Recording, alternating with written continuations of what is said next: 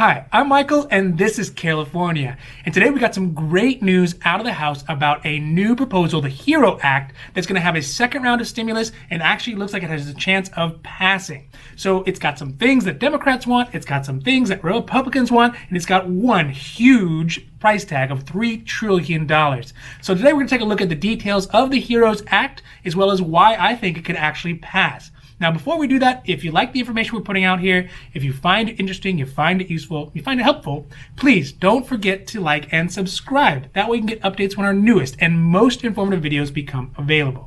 Okay, so let's take a look at the new HEROES Act that was released on Tuesday by Nancy Pelosi. So like I said, it's got a lot of things in it that Democrats want. It's got some things in it that Republicans want. So I think it makes it a very strong and viable potential for actually passing.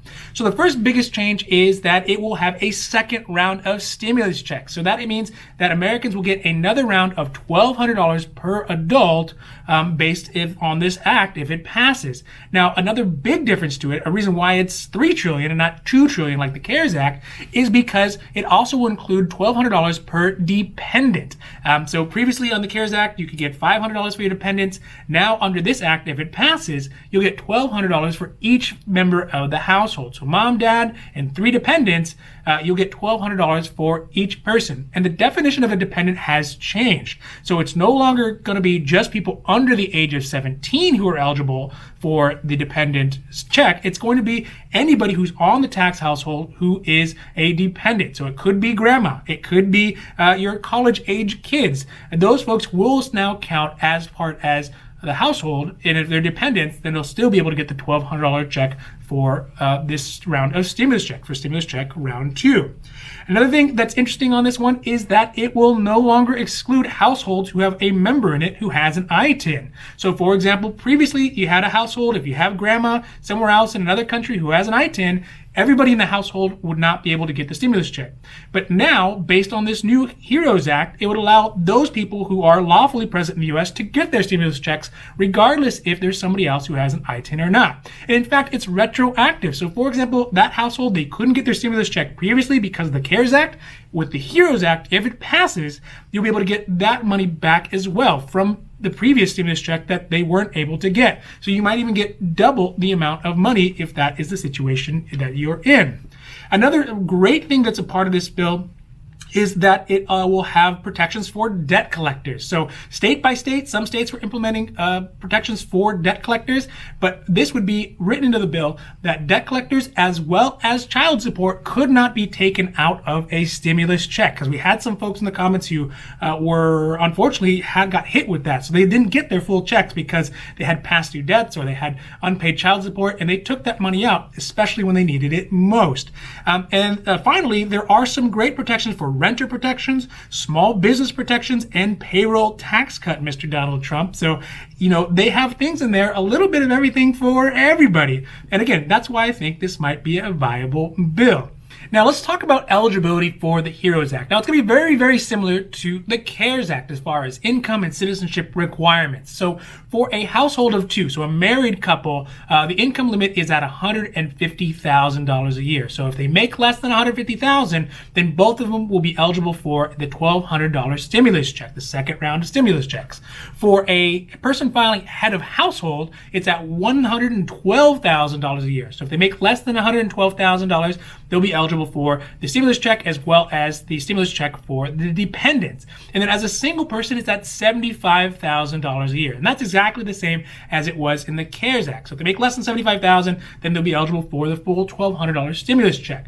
Now, those households, if they make above those limits, then they're going to be a phased out amount. The stimulus check is going to go down for a certain amount over as it goes up down to 0. But it's great to see that, the benefits have not changed as far as the income levels. Additionally, there is a deadline on this for December 31st, 2020. And that means that the Congress is saying that they guarantee that if this passes, the money will be in the pockets of Americans by the end of 2020, which is great. Now, finally, for restrictions on citizenship, For example, folks who have Itins, folks who are undocumented, they unfortunately will not be eligible for the stimulus check. But like I said in the previous section, it is better to have this situation because the Itin folks are no longer going to exclude the remainder of their family if they're included in a household with folks who are not undocumented or on Itin. So they have lawful presence, or they have green cards, or they're citizens. So this time around, those folks can actually get their stimulus checks as well. So that is a great provision that is added on there. And then lastly, it's moving quick, right? It looks like the House Democrats expect to vote on this bill by Friday. That is lightning fast for a bill to move, and I think it's definitely appropriate. So I am very excited to see if this bill passes. It seems viable, and it seems to be moving at a speed that really can get money and help out Americans in the time when they really need it. So the biggest question with this proposal is, can it pass? And for those of you observers out there who have been keeping your eyes open and keeping your ears open, you may have realized that I probably think that it will really have a good chance of passing.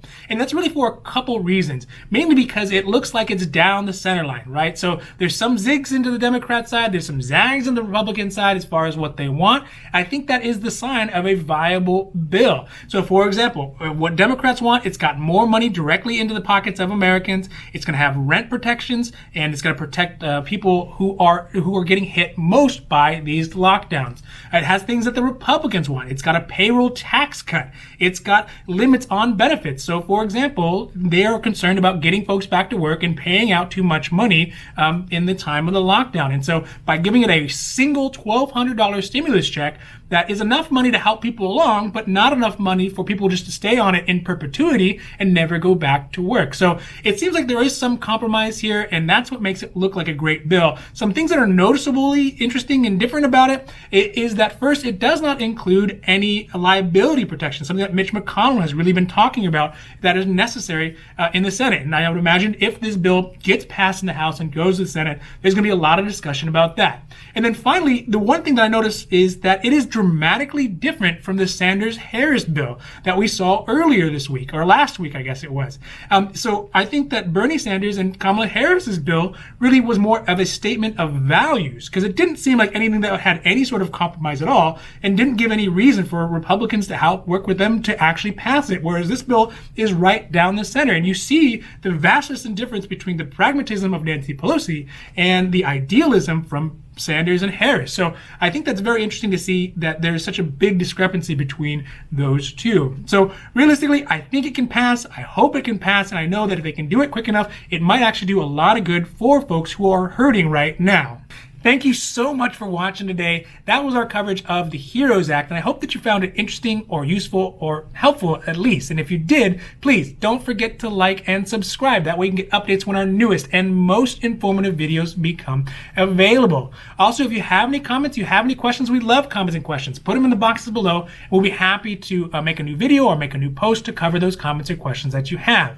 Now, finally, we here at California, we know health insurance. So whether it's private health insurance or covered California, or Medicare or Medicaid or Medi-Cal, or even health insurance for a small group, if you're here in California, we know your health insurance. And our services are 100% free. Because I know it can be very confusing and frustrating to come out of your work insurance and need to find private health insurance. Or if you're turning 65, trying to figure out what options are best for your Medicare. And that is exactly how we can help. So we can help you review your benefits, we can help you find plans that fit your budgets, and we'll help you find a plan that's going to fit your needs best. So if you do have questions about your health care, feel free to reach out to us at the information below, and we'll walk you through that whole process.